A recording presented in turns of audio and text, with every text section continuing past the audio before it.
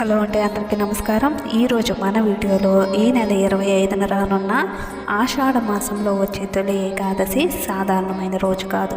ఈ రోజున శ్రీ మహావిష్ణువు యోగ నిద్రలోకి ప్రవేశిస్తారని పురాణాలు చెబుతున్నాయి. అందుకే దీనిని దేవసైని ఏకాదశి అని కూడా అంటారు.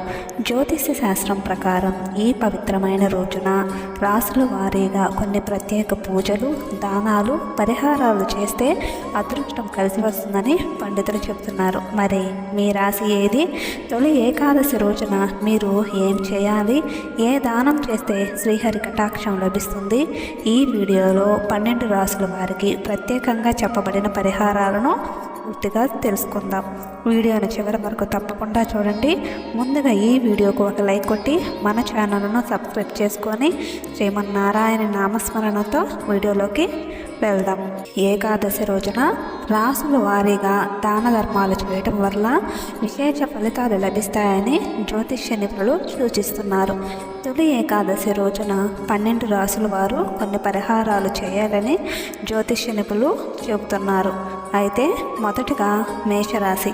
విష్ణుమూర్తికి ఎర్రటి చందనం లేదా ఎర్రటి పువ్వులు సమర్పించాలి.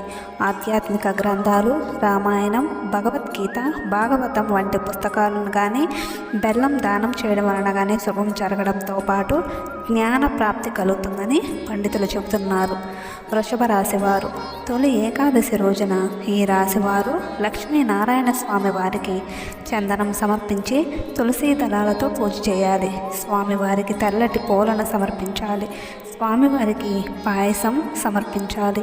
ఈ రాశివారు నెయ్యి, పసుపు రంగు వస్త్రాలు దానం చేయడం వలన ఆర్థిక ఇబ్బందులు తొలగి సంపద పెరుగుతుందని పండితులు చెబుతున్నారు. ఇకపోతే మిథున రాశి.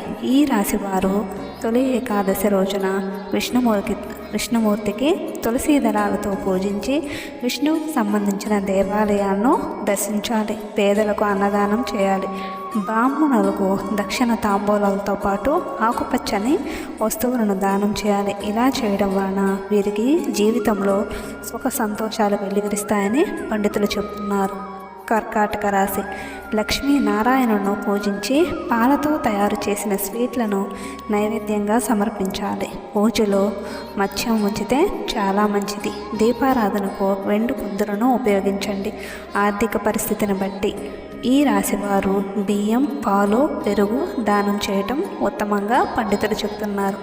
సింహరాశి. ఈ రాశివారు స్వామివారికి పసుపు రంగు స్వీట్లను సమర్పించండి.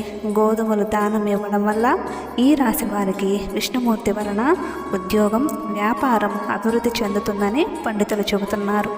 కన్యారాశి. ఈ రాశివారు పంచామృతంతో స్వామివారిని అభిషేకం చేయాలి. పేదలకు ఆకుపచ్చని రంగు వస్తువులను అవసరమైన వారికి దానం చేయడం వల్ల మనశ్శాంతి లభిస్తుంది. పంటలు సమృద్ధిగా పండుతాయి. తులారాశి. ఈ రాశివారు విష్ణు సహస్రనామం చదవాలి లేదా వినాలి. సుగంధ ద్రవ్యాలు, ధనాన్ని దానం చేయడం వల్ల శుభ ఫలితాలు ఉంటాయని పండితులు చెబుతున్నారు. వృశ్చిక రాశి.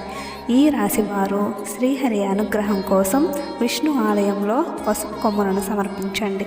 ఎరుపు, పసుపు రంగు వస్తువులను దానం చేయడం వలన ఆర్థిక ఇబ్బందులు తొలగుతాయని పండితులు చెబుతున్నారు. ధనుస్సు రాశి. ఈ రాశి విష్ణుమూర్తి ఆశీస్సుల కోసం ఉపవాస దీక్షను పాటించాలి.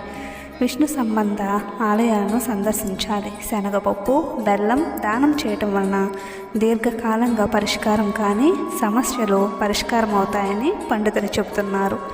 మకర రాశి. ఈ రాశివారు నారాయణ కృప కోసం స్వామివారికి చందనం సమర్పించాలి.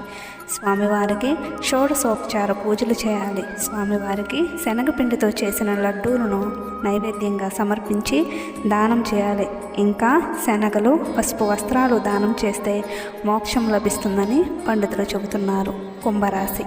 ఈ రాశి వారికి శ్రీ మహావిష్ణువు యొక్క ఆశీస్సులు లభించాలంటే ఉపవాసం ఉండాలి. ఏకాదశి శనివారం రావడం వలన శని భగవానుడికి నువ్వులు బెల్లం సమర్పించాలి. ఈ రాశి వారు పేదలకు అన్నదానం చేయాలి. బ్రాహ్మణునికి వస్త్రాలు బియ్యం దానం చేయాలని పండితులు చెబుతున్నారు. మీనరాశి.